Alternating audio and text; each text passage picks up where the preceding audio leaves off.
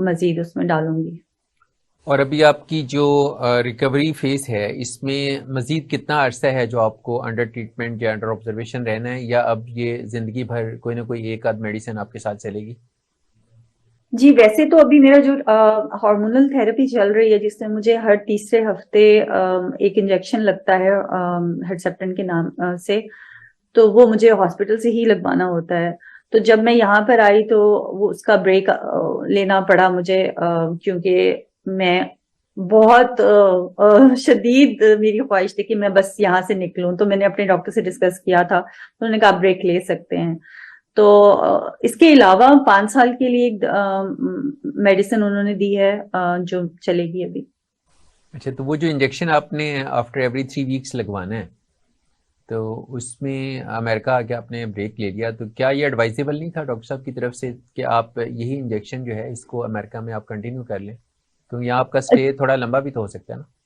जी, ये ऑप्शन भी हमने डिस्कस की थी कि अगर हम इसको वहां से मतलब मैं ले लूं इंजेक्शन, तो अगर लेकिन यहाँ पर मुझे क्योंकि मेरा ट्रीटमेंट पाकिस्तान से चल रहा है, तो यहाँ पर सिर्फ एक इंजेक्शन लेना एक इतना आसान नहीं है। लाइक आपको कोई भी, क्योंकि मेडिकल सिस्टम ऐसा है कि ऐसे नहीं आप जाएं और कहीं, ये ओवर द काउंटर इंजेक्शन नहीं है कि आप जाएं और मुझे ये इंजेक्शन दे दें तो वो दे देंगे, ऐसा नहीं है। तो ये थोड़ा सा कॉम्प्लिकेटेड था।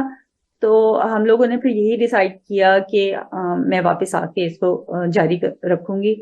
लेकिन मैंने यहाँ पर भी एक ऑन्कोलॉजिस्ट के साथ अपॉइंटमेंट अपनी ली है, और उम्मीद है मैं उनसे डिस्कस करूंगी। तो अगर यहाँ भी पॉसिबिलिटी हुई तो मैं इंजेक्शन यहाँ ले लूंगी। सही। अच्छा, ये बताएं कि यहाँ पे अमेरिका में आप ज़ाहिर टीचिंग करने के लिए आई हैं, और पाकिस्तान में भी आपने ऑलरेडी लम्स में टीच किया है। दोनों जगह पे टीचिंग मैकेनिज्म का, मेथडोलॉजी का, या ओवरऑल एक जो टीचिंग एटीट्यूड है, या स्टूडेंट्स के एंड पे जो लर्निंग है, उसमें कितना यानी चैलेंजिंग है यहाँ? यहाँ बहुत आसान है, चीजें बहुत आसान है। बाकी जो लर्निंग स्टूडेंट्स की तरफ से मैं अगर कहूँ, या दूसरे एंड से अगर मैं बात करना चाहूँ, तो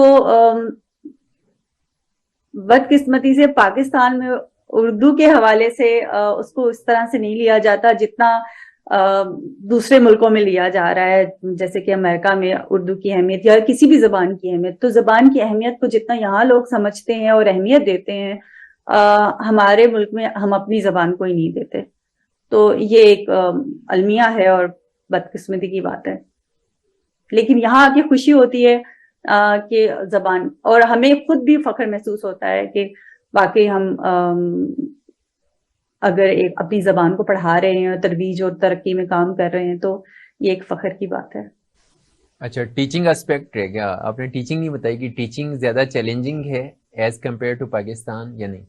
टीचिंग बहुत ही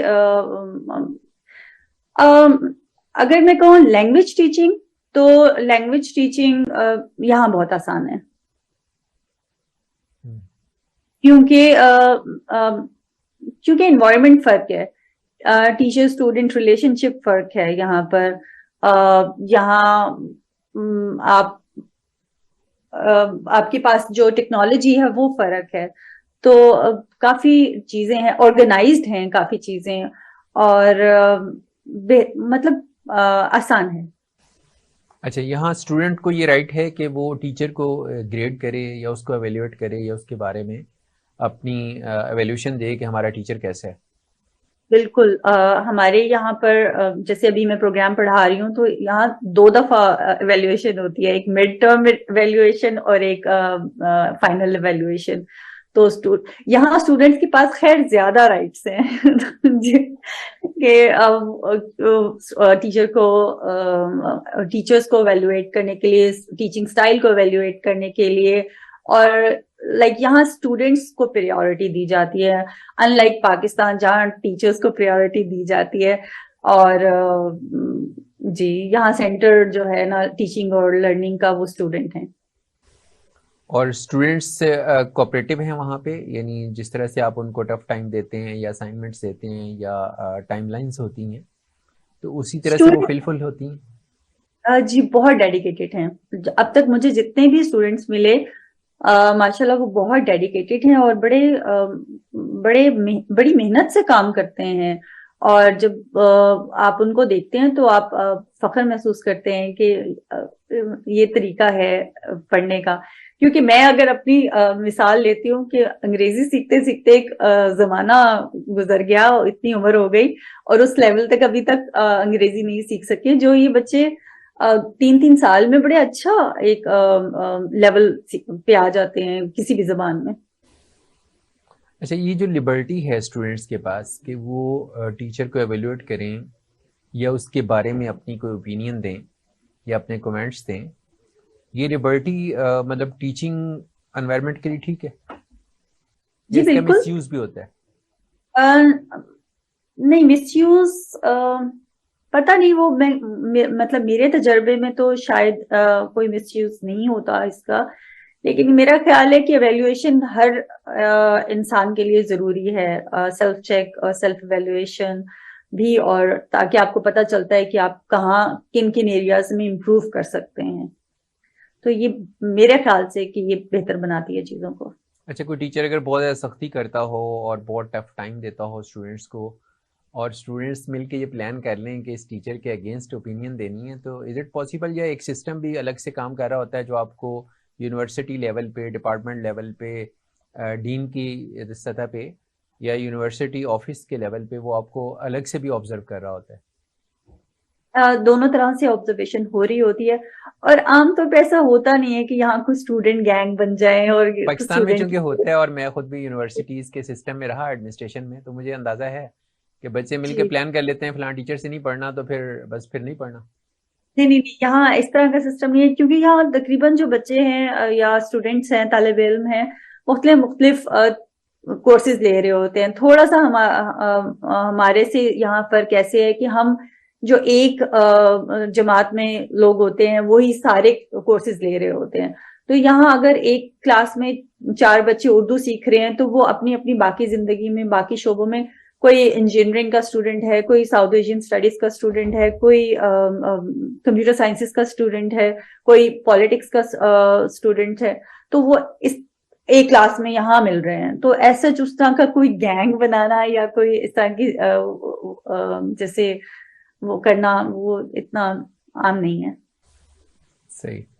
अच्छा डॉक्टर साहब, ये बताइए कि हम चूंकि अब प्रोग्राम के ख़ात्मे की तरफ जा रहे हैं, तो आप एज ए पेशेंट क्या मैसेज देंगी उन लोगों को जिन्हें कैंसर इस वक्त तक डायग्नोज हो चुका है, या जो इसके ट्रीटमेंट के प्रोसेस से गुजर रहे हैं, या उनकी फैमिलीज़ को, उनके लवाहिकीन को आप कोई एक ऐसा पैगाम दें जिसके बाद हम अपने प्रोग्राम को क्लोजिंग की तरफ लेके जाएं?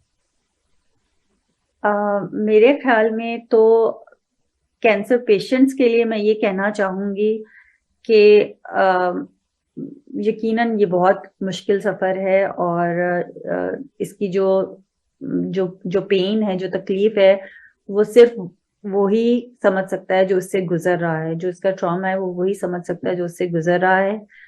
लेकिन उसको अगर आप एक मजबूत दिल के साथ और एक अच्छी उम्मीद के साथ आगे लेकर चलेंगे तो ये आपके लिए, आपकी हीलिंग के लिए ही आसान होगा। उसमें बेहतरी करेगा, बेहतरी करने में ये आपकी मदद करेगा। तो कैंसर पेशेंट्स के लिए मैं यही एक पैगाम देना चाहती हूँ कि आपको हिम्मत से आगे चलना है और ये सोच के चलना है कि losing is not an option at all. तो आपको इससे हर हाल में लड़ना है, अपने लिए, अपने प्यारों के लिए। बहुत शुक्रिया डॉक्टर फ़ायज़ा सलीम।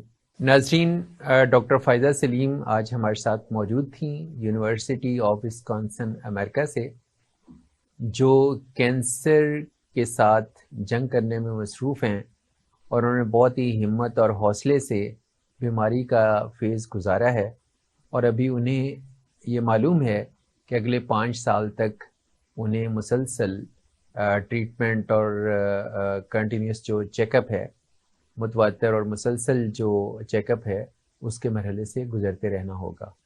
तो कैंसर के जो मरीज़ हैं वो बहुत ही हिम्मत और हौसले से इससे अपनी जंग लड़ सकते हैं। और मरीज़ों के लवाहिकीन जो हैं वो अगर उनके लिए सपोर्टिव हों और उनको हिम्मत और हौसला दें तो ज़िंदगी की इस दौड़ में वो फिर से वापस लौट सकते हैं।